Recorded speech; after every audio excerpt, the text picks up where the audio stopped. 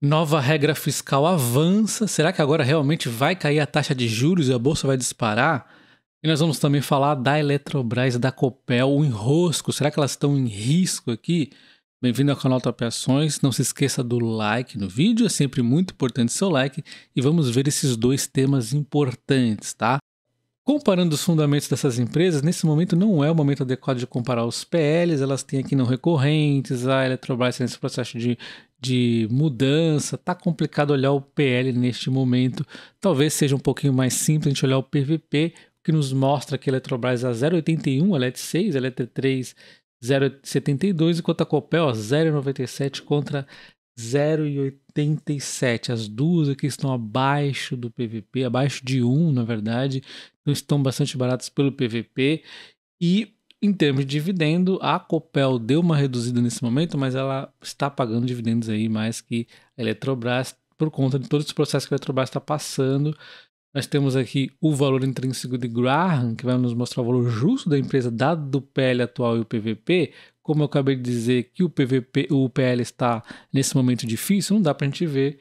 Por isso que a gente vê aqui uma margem negativa por Graham. O PL deve melhorar da Eletrobras.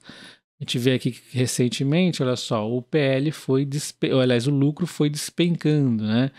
Enquanto aqui a cotação foi, na verdade, não somente seguindo os desafios da empresa, como também agora, bem recentemente, você pode ver que ela estava subindo e aí vem caindo agora por conta desses ruídos da privatização, medo de retroceder na privatização. Enquanto a Copel, ela ainda tem uma margem aqui de Graham, mas esse PL vai ser melhor, mesmo assim ainda consegue uma margem. E quando observamos aqui o lucro contra a cotação, nós temos um lucro que vinha seguindo a cotação. De repente o lucro caiu, mas tem não recorrentes aqui. É interessante olhar o EBITDA para dar uma filtradinha. E as cotações não caíram tanto, exatamente que o mercado entendeu isso. Então aqui existe um risco de realmente retroceder na privatização, ela ter uma quedinha aqui um pouco maior, né? Bom, primeiro ponto é que é importante a gente destacar que o ministro de Minas e Energia descartou reestatizar a Eletrobras, ou seja, dos males o menor, mas ainda assim o governo entra com ação contra trechos da capitalização da Eletrobras e vai ser jogada no plenário do STF. Eles estão pedindo aqui urgência, 10 dias para o presidente da República, o Congresso enviar informações, depois a advocacia e o PGR tem 5 dias para suscetivamente fazer a manifestação, e aí depois é que vai para julgamento, ou seja, ainda vai demorar um pouquinho, não tem data, mas eles vão tentar fazer o mais rápido possível, porque tem repercussão de ordem social, segurança jurídica e tudo mais. Então, eles vão tentar ir rápido, mas é um pouco demorado esses casos aqui no Brasil, principalmente, né? Enfim, o que o governo está querendo, então? A questão que eles estão reclamando, eles não vão contestar a privatização, e sim contestar a questão do direito ao voto. Eles têm aqui, então, o governo tinha 62%, agora eles têm 42%, né, um pouco mais de 40%. E aí o governo ele quer ter direito a esses 42% de voto. Isso significa que eles vão mudar as diretrizes com que a Eletrobras foi privatizada, ou seja, muda todo o racional do preço. Isso aqui seria um caos também, né?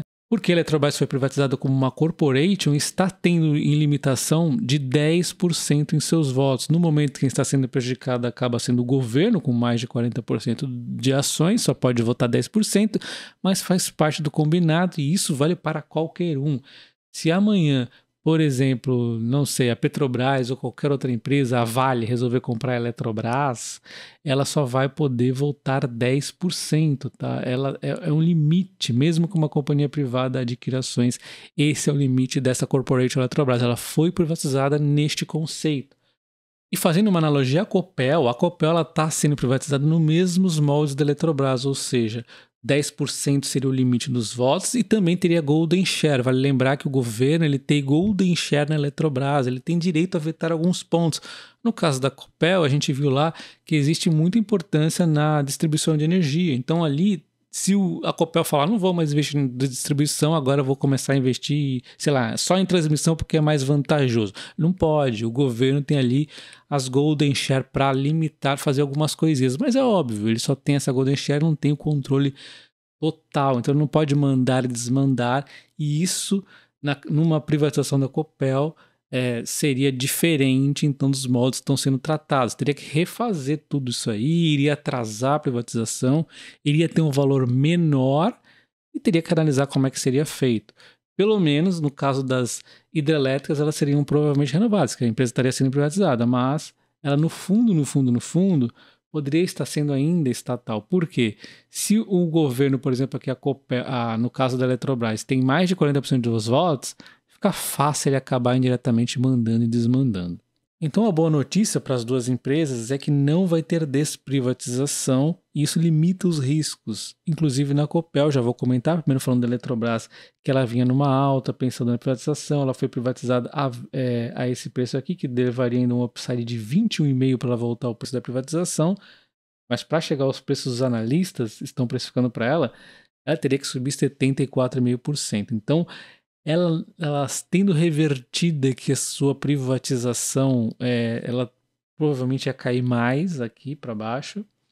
Só que como isso não vai acontecer, simplesmente o risco aqui é o direito a votos, é menos pior, vamos dizer, mas ainda assim não é nada agradável. Eu acho que dificilmente a empresa vai ter esses preços justos, o mercado deve atualizar tudo, ela não vai ter os mesmos ganhos de resultado, mas de qualquer forma, é uma empresa que ainda tem muita coisa para ganhar pelo simples fato dela sair desse negócio de cotas, né, a cotização. Então a gente tem que analisar a empresa também. Depois, se vocês quiserem, eu faço um vídeo analisando para onde ela vai, como é que tá os preços de energia. É muito promissor, mas ela também, vamos lembrar que está no momento de preço de energia baixo, né? Ela foi privatizada bem no momento difícil, né? Mas de qualquer forma, é uma empresa muito promissora ainda assim, com um risco limitado e seria ainda assim bem desagradável ela ser semi-desprivatizada, vamos dizer, né? Porque, assim, pensa comigo, mesmo ela sendo semi-desprivatizada, o governo vai começar a querer meter o bedelho caso a Eletrobras, por exemplo, queira reduzir a quantidade de funcionários. Então, é um problema a se lidar, né? Bom, já na Copel, ela não foi privatizada ainda, acho que não está contando aqui todas essas altas, foi mais pelo ganho da empresa de eficiência e tudo mais que ela ganhou nos últimos anos. Ela está ali no meu preço justo, inclusive. E essa alta aqui foi sim por conta da privatização, mas já devolveu tudo e depois recuperou parcialmente só. E ainda assim, essa alta aqui não era toda a privatização, participando parte da privatização, né? Então, a gente pode pensar que a Copel, ela sendo privatizada, mesmo que não seja, que seja no modelo aqui onde o governo ainda tem muito direito a voto, o governo pode sim interferir um pouco na Copel, porém ela vai renovar as concessões, isso já é extremamente positivo, e vai continuar o bom trabalho que ela está fazendo na eficiência, mas com algum comprometimento. Então, talvez o que nós tenhamos falando aqui da Copel é que ela tem menos ganhos para conseguir em relação a uma privatização full, vamos assim dizer, ou essa privatização meio que fake, onde o governo continua tendo muito poder, embora não seja necessariamente o controlador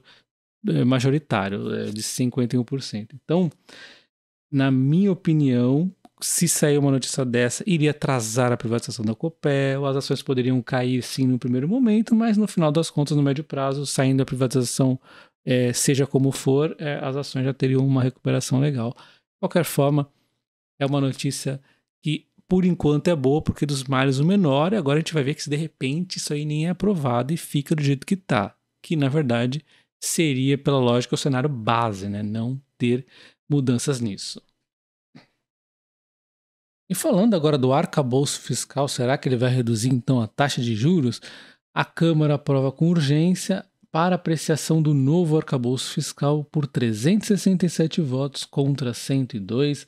O mérito será votado já na próxima semana. A decisão encurta a tramitação da proposta, evitando discussões em comissões temáticas, levando o texto direto para plenário da Casa Legislativa. A gente já vai falar um pouco sobre como está o arcabouço, mas lembre-se, o Copom foi bem claro, ele disse aqui na ata que ele segue acompanhando o arcabouço fiscal, vai ver como é que ele está passando na Câmara, então o governo o Copom está acompanhando tudo isso, o Banco Central, mas o Banco Central diz que novamente enfatizou que não há relação mecânica entre a convergência da inflação e a aprovação do arcabouço fiscal. Enfim, eu já havia explicado toda a ata aqui do Banco Central em vídeo anterior, e onde o Banco Central explicou que eles estão mais preocupados com a questão da desancoragem aqui das expectativas da inflação, tem que bater a meta e tudo mais. E o arcabouço fiscal é mais um indício de boa notícia, caso realmente ele seja também bem implementado, e na verdade tem algumas ressalvas aqui, né? Como ficam as novas regras do Haddad aqui e do Lula, tá?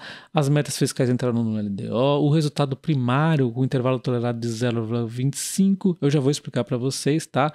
As despesas estão limitadas a 70% da receita, vai ficar bastante claro quando eu mostrar a visualização. O crescimento fica aqui limitado entre 0,6 e 2,5. Eles falam aqui de algumas regras, como o resultado primário acima do teto, o excedente será de 0,25 do PIB, o piso aqui de investimento anual de 75 bilhões, investimentos adicionais podem chegar até 25 bilhões, olha só, assegurar 5% de despesas discricionárias. Temos aqui resultado abaixo da banda reduz a despesa para 50% no ano seguinte, há exceções. Salário mínimo fica fora do teto, o que não é legal, embora outros pontos aqui entram no teto, Bolsa Família e tudo mais. Projeta estabilizar a dívida pública até 2027, estou duvidando disso, e limite de gastos individualizado nos 3 poderes. Então, basicamente, no cenário bonitão do governo, nós temos a receita crescendo constantemente, enquanto as despesas têm a meiota aqui que vai crescer constantemente, tem o limite para cima, limite para baixo, e aí em 2025 nós chegamos aqui a ultrapassar. Que maravilha, coisa mais gostosinha, né? Só que, na verdade, vamos tirar as bandas só para ficar mais claro, o que vai acontecer se em algum momento a receita não crescer? Aí é que é o problema, né? A despesa vai ter que continuar crescendo, só dá uma desacelerada aqui, mas ainda assim continua crescendo. Ela tem um limite ali, um piso de crescimento, e aí é que está o grande problema. E eu pus aqui para frente, mas ela pode acontecer em qualquer momento aqui, esse não crescimento. E o que eles vão fazer na desespero para fazer essa receita crescer, se não estiver crescendo, se o Brasil não estiver realmente crescendo? Eles vão criar impostos, é isso que eles vão fazer. Então, por isso que eles estão criando tanto impostos. Eles têm aí, inclusive, uma pressão para estar crescendo essa receita. Se não crescer de forma natural, o que não me parece que vai acontecer em muitos anos, porque o governo não está tomando várias iniciativas corretas, não está pensando no longo prazo, a melhor forma será criação de impostos infinitos. Aí fica fácil, fica muito fácil. E eu havia analisado o arcabouço fiscal do Haddad primeiramente como levemente positivo, com uma perspectiva que fosse melhorar lá na Câmara, mas aí o negócio piorou ainda mais, né? Então olha só, esses pontos aqui inclusive. Primeiro ano de descumprimento das regras aqui, as proibições dos novos cargos e despesas obrigatórias, entre outras punições. Segundo ano de descumprimento, proíbe a contratação pessoal, reajustes de novos concursos públicos. E aí, sem criminalização, o presidente terá que enviar mensagens ao Congresso explicando o descumprimento da meta do resultado até 31 de maio. Nossa, mas essa é toda a punição. O chefe executivo também pode propor suspensão parcial de graduação dos gatilhos via projeto de lei complementar. Bom, mas enfim, ficou baguncinha, né? O cara não cumpre e tá tudo certo. Basicamente é isso.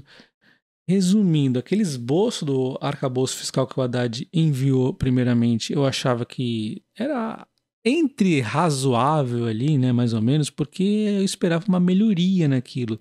Só que aí, depois de discussões com o Lula, com não sei o que, com o Congresso aí, que já estava dando algumas opiniões, eles acabaram piorando o negócio e principalmente descriminalizando aqui, se não cumprir. E aí, agora vamos ver se o Congresso, o que acontece agora daqui para frente. Mas o fato é que ele foi para o Congresso, está indo para o Congresso pior do que aquele esboço inicial do Haddad. Em vez de melhorar, os caras pioraram. Então, um negócio que eu achava ali que era aceitável para uma conversa inicial, ficou ruinzinho. Essa é a minha opinião, né? Não se esqueça de se inscrever no canal, deixar o like também, muito importante seu like, e comenta se você concorda comigo em relação ao arcabouço fiscal, e também a Eletrobras e a Copel, o que você acha delas. Um abraço.